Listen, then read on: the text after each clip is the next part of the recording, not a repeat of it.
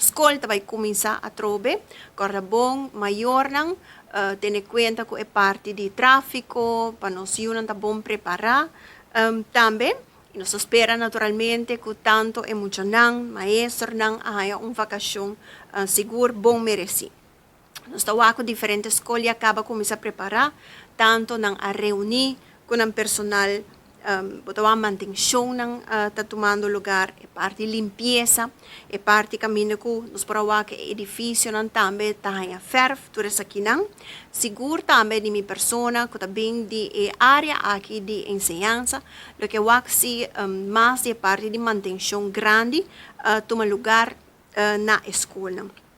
Também é parte de asfalto, caminho que nós para plente também começa a hora direita e também é parquear lot. Para aqui seguro nós lo atender com segundo nós vai atender com o próximo presupuesto não.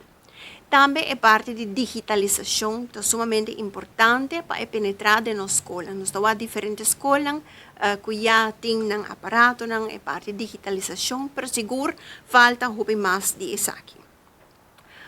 Ponto também que a fração de AVP lo põe ênfase arriba de tá para o projeto de reestruturação de salário de maestro concretizar.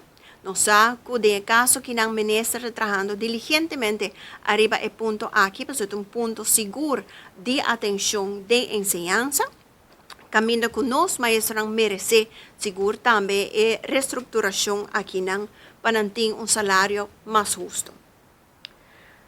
Promete que a vacação a começar, nós para tomar nota que o governo anuncia diferentes formas de ajuda também para famílias vulneráveis.